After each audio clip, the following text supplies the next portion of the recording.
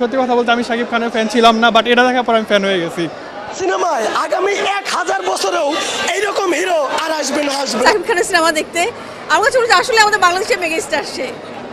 ভালো লাগলো, অনেক এফর্ট দেওয়া হয়েছে মুভিতে। সেকেন্ডবার দেখলাম আর পাঁচবার দেখলে স্বাদ মিটবে না। সিনেমা শাকিব খানের লাইফের সবচেয়ে বেস্ট সিনেমা ছিল।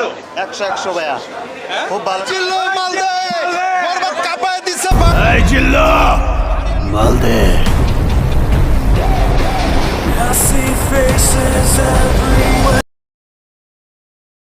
এই WhatsApp guys, welcome to back another video.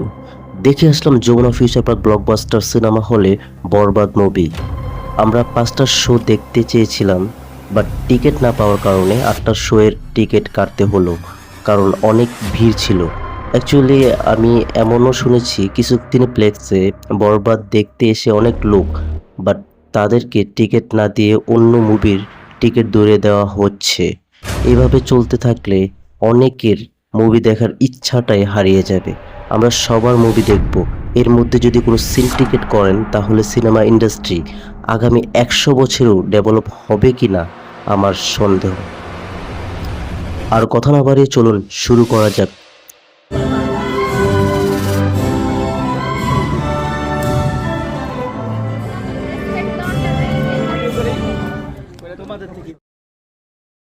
কোনো স্পয়লার নেই। এই জিল্লা মালদে।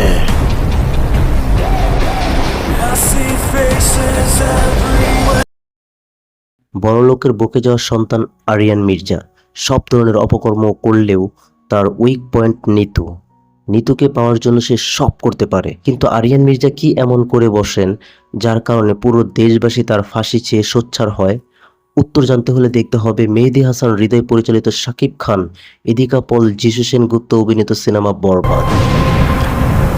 শুরুতেই মেহেদী হাসান হৃদয়ের ভাবনাটাকে সেলুট, এরকম লার্জার দ্যান লাইফ কিছু একটা বড় পর্দায় উপস্থাপন করার সাহস করার জন্য।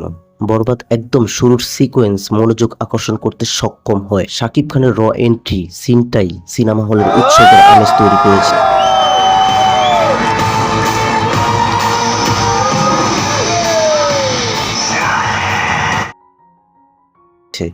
এরকম এন্ট্রি সিন আমি খুবই কম দেখেছি। যাই হোক, সিনেমার প্রথমার্ধে মূলত শাকিব ইদিকার সম্পর্কটাকে বিল্ড আপ করা হয়েছে। এই অংশে শাকিব খান এবং ইদিকা পালের রসায়ন বেশ ভালো ছিল। বেশ কিছু অ্যাকশন সিকোয়েন্স দেখা গিয়েছে এই অংশে, সেগুলো বেশ অসাধারণভাবে উপস্থাপন করা, যা দেখতে বেশ ভালো লেগেছে। তবে বিরতির আগের টুইস্টটা একদম গুজবাম মোমেন্ট ছিল, একদম এক্সপেকটেশনের বাইরে কিছু একটা, যা কিনা সেকেন্ড হাফে গিয়ে গল্পকে আরো জটিল করে তোলে। সেকেন্ড হাফের প্রেজেন্টেশন বেশ ভালো, পছন্দের জিনিস যে কোনো মূল্যেই পেতে হবে, এই ব্যাপারটা বেশ ভালো লেগেছিল। ভায়োলেন্সটা সেকেন্ড হাফেই বেশি ছিল, কিছু সমস্যা ছিল, সেটা নিয়ে পরে আলোচনা করছি। সেকেন্ড হাফের সবকিছু বেশ ম্যাসিভাবে ডিজাইন করা হয়েছে এবং চিত্রনাট্য বেশ ফাস্ট ছিল এই অংশে। আর ক্লাইম্যাক্স তো আলাদাই লেভেলের ছিল। ক্লাইম্যাক্স দেখা মিলল আলাদা এক শাকিব খানের, যে শাকিব খান অপ্রতিরোধ্য। এতদিন যে শাকিব খানকে দেখতে চেয়েছিল সবাই, ঠিক তেমনই লুক দেখিয়েছেন, পুরাই অন্য লেভেলের। অভিনয়ে শাকিব খান দুর্দান্ত এবং খুবই বাস্তবিক মনে হয়েছিল। এই শাকিব যতটা চার্মিং এবং গ্রেসফুল, ততটাই অ্যাগ্রেসিভ এবং রুড। শাকিব খানের এমন ম্যাসিভ লুক এবং প্রেজেন্টেশন আমি আগে দেখিনি। আরিয়ান মির্জা চরিত্রটা তার মতো করে কেউ ক্যারি করতে পারতো কিনা সন্দেহ। সেকেন্ড হাফে ওনার লুক ক্যারিয়ারের বেস্ট লুক আমি বলবো। পাশাপাশি ক্লাইম্যাক্সের শাকিব খানকে ভুলে যাওয়া যাবে না, অসাধারণ। ইদিকা পল প্রশংসা পাওয়ার যোগ্য। ইদিকা প্রিয়তমার পর ইদিকা বেস্ট অভিনয়টা দিয়েছেন এই বরবাদে।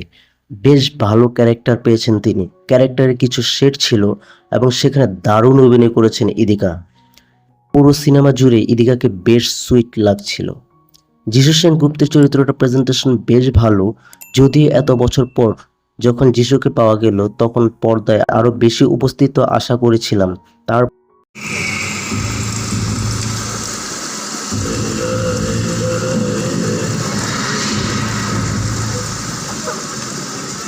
যতক্ষণই স্ক্রিনে ছিল পুরাই জমিয়ে রেখেছে। মিশা সওদাগর বেশ ইম্প্যাক্টফুল একটা চরিত্র প্লে করেছেন, যা এর আগে বাংলা ইন্ডাস্ট্রিতে কেউ দেখেনি। এটা আমার বেশ ভালো লেগেছে। ইন্তেখাব দিনার কিছুটা লাউড ছিলেন, তবে ভালো করেছেন। মানব সাজদেব ভালো অভিনয় করেছে। তুফানে তো গুলি করেছিল, তো এই মুভিতে যা করেছে তা দেখতে হলে আপনাকে অবশ্যই হলে যেতে হবে।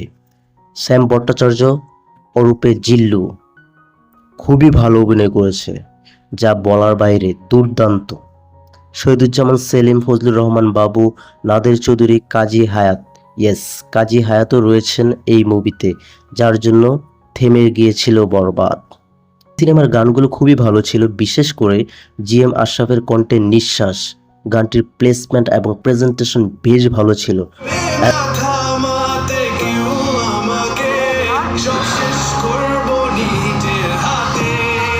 এবং আমার কাছে এই গানটা সব থেকে বেশি ভালো লেগেছে। গুজবাম্প মোমেন্ট ক্রিয়েট করেছে সিনেমা হলে।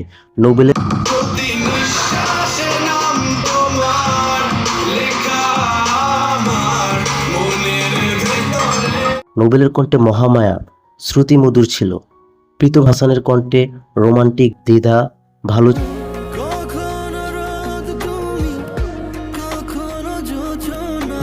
ছিল। ডান্সের জন্য চাঁদ মামা বেশ মজা দিয়েছে।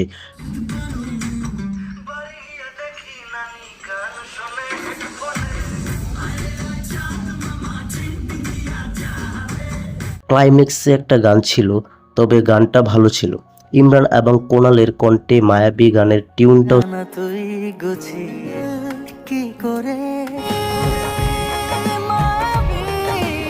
সুন্দর। টিউনটা ব্যাকগ্রাউন্ড মিউজিক হিসেবে কাজ করেছে প্রথম হাফে। সেকেন্ড হাফে ব্যাকগ্রাউন্ড মিউজিকের কাজও ভালো। যুরাজের সিনেমাটোগ্রাফি চোখের প্রশান্তি দিয়েছে। কালার গ্রেডিংও খুবই অসাধারণ ছিল। এবার আসি বরবাদের নেগেটিভ দিকগুলোতে। ফার্স্ট হাফে চিত্রনাট্য আরেকটু টাইট হলে মন্দ হতো না। যিশু সেনগুপ্তের এন্ট্রি সিনটা ভালো, তবে তারপরও পুলিশ স্টেশনের অংশটুকু কাটচাট চোখে লেগেছে। যিশু সেনগুপ্তকে শুরু থেকে যতটা শক্তিশালী দেখানো হয়েছে, শেষে গিয়ে তিনি কেমন যেন মলিন হয়ে গেলেন। যিশু সেনগুপ্তকে আরেকটু স্ক্রিন টাইম দিলে মন্দ হতো না। ভায়োলেন্স সিনগুলোর প্রেজেন্টেশন ভালো, কিন্তু ব্লার করার কারণে কেমন যেন খামতি মনে হয়েছে। ফ্যামিলি অডিয়েন্স টার্গেট করার জন্য ব্লার করা হলেও সিরিয়াসলি ফ্যামিলি অডিয়েন্স এগুলো দেখলেও তাদেরও ভালো লাগতো। মেহেদী হাসান হৃদয় প্রথম সিনেমা দিয়েই ছক্কা হাঁকিয়েছেন। তবে একটা প্রশ্ন আসতে পারে, তুফান নাকি বরবাদ নাকি এনিমেল, কোনটা এগিয়ে? আমার দেখা কিছু কিছু সিনে এনিমেল থেকেও বেশি ভায়োলেন্স ছিল। বাংলা ইন্ডাস্ট্রির সবচেয়ে বেশি ভায়োলেন্স মুভি এটা। আপনি সিনেমা হলে যান, নিজেই বুঝতে পারবেন এর ডিফারেন্ট। যদি আমার ভিডিওটা ভালো লাগে তাহলে অবশ্যই লাইক, কমেন্ট, শেয়ার করবেন। আর নতুন নতুন ভিডিও পাওয়ার জন্য আমার চ্যানেলটা অবশ্যই সাবস্ক্রাইব করবেন।